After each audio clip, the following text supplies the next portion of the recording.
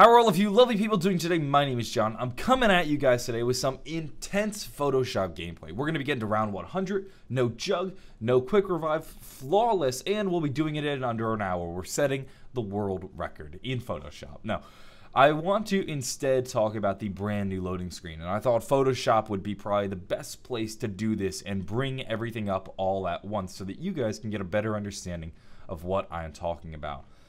I want to talk about this loading screen in a way that nobody has. This is something I don't think anybody has really pointed out yet. So if you take this new loading screen and you do some adjustments to it, so you play with the hue a little, you saturate the image a bit more, you darken it, and then you go into the levels. You mess around with this a whole bunch. You really just want to get the most out of it. You'll find all the secrets that are hidden with it. Really mess with it in ways that Treyarch wouldn't think you do, but you're smart enough to know what to do. And when you do that, you'll see clear as day it says Shangri-La is on Mars. So we've settled that debate. I can't believe nobody has brought this up in this loading screen. It just takes a little bit of simple Photoshop manipulation.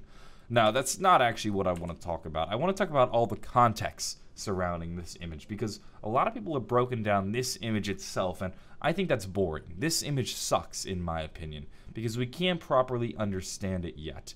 We can try, and Jason has explained to us that in order to understand the new loading screens, the best thing to do is look at their originals. So this is actually based on the die-rise loading screen, and the way you read the die-rise loading screen is kind of like a Z. You start here, here, here, and here. So you see the Earth is blown up, they teleport from transit to die-rise, they appear in die-rise, and now they're looking before all the wreckage. That's what's going on right there. And now, here we have this loading screen. So they're on Earth. They go from probably either Garad Crovy or Breslau, which is where the giant is, and then they're teleported over to Sheffield, which is where the house is supposedly located. And then our characters enter the house. Now, this is weird. This breaks everything. This doesn't work with the current story, or at least how we understand the story, because one, the characters appear in the basement. They don't appear outside the house. Secondly, this is Ultimus Richthofen, not Primus Richthofen. What is he doing with the rest of the Primus crew? This doesn't make sense. This doesn't really work. And we're not going into my stupid theory video from the other day. I don't want to talk about this because we don't have enough information and context to understand it. It's like the remake of the knock loading screen. It makes sense now and we totally understand it, but we were unable to understand it until we had gotten the timeline. So there's no point in talking about it now. We can save the image itself for a later date. I want to talk about the context, what comes before and what comes after, because Jason also says we need to imagine the zombie storyline like a comic book, and context is key in every situation. In order to understand this loading screen, we need to understand this loading screen and this loading screen. So let's go turn back a page to the page before this. This looks like the Nuketown loading screen, and if we pull up the new Nuketown loading screen, which you'd think would fit in that gap, you'll see it doesn't. If we just look at the way the lightning, so this corner should be what's in the corner of the die-rise loading screen, but that's actually not the case. What it really is, if we turn back a page, is the original Nuketown loading screen, which this is where things start to get weird, because this is also the page before this page. Look at this lightning and compare it to this one and compare it to this one. They're all the same exact image. So you have the same exact image in two different versions of the comics. It's almost as if while these events change, this one doesn't, which is weird. This also starts to get complicated. Now let's turn the page. Let's go forward now.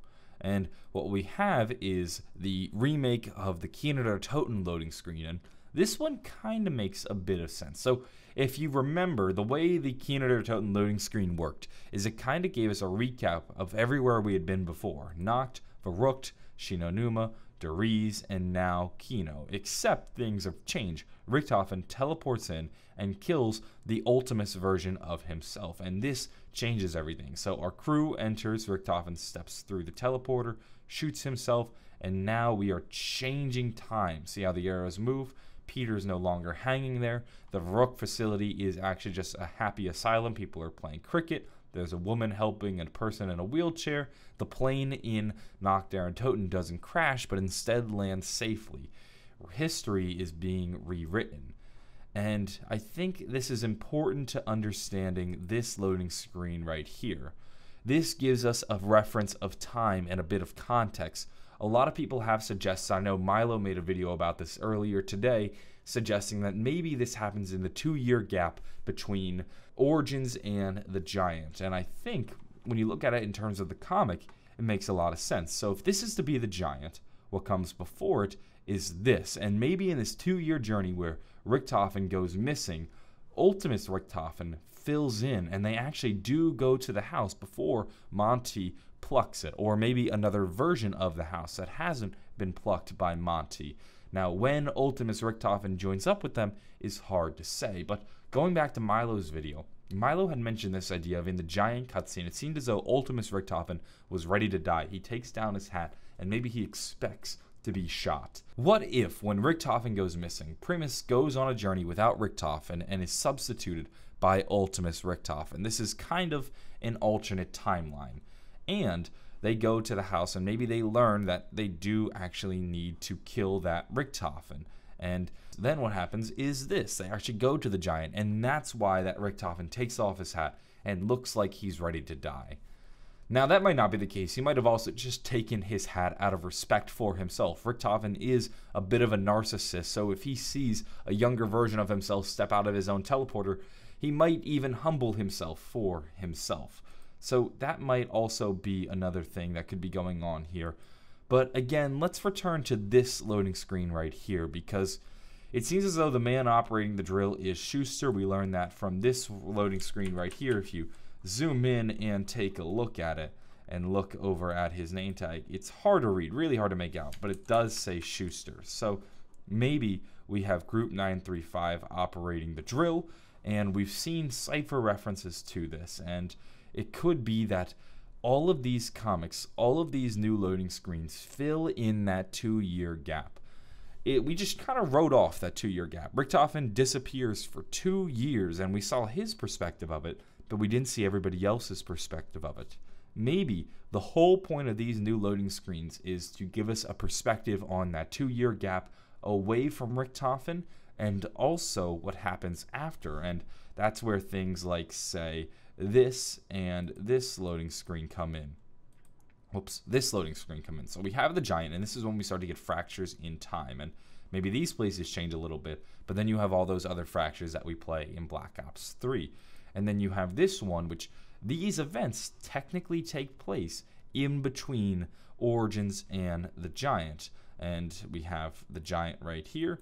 And this event also might take place in between Origins and the Giant, because we have a Cypher that appears to fit well from that time period. So, to me, while this loading screen is great for a number of reasons, it's way too difficult right now to explain. Until we get a better understanding of this journey right here, and hopefully we will from ciphers that we eventually solve or later Call of Duty games, we can't understand it. But we can put it in a proper time reference, and because of these two cutouts in the corner, we know exactly where they fit in time, because this is the Giant, and this right here is right before Origins, or right after Origins, and before the Giant, which is also when this loading screen fits in. So this, to me, is why this loading screen is important. That's going to wrap things up for this video. I hope you guys enjoyed this. This is a little bit different of an analysis. I normally don't jump into Photoshop and just start like messing with it, and we're not going to be able to mess around with it and find out that Shangri-La is on Mars. That was just me messing around right there. I hope you enjoyed this video. This is a different take on it. I'm going to go, though. Have a wonderful day, and bye.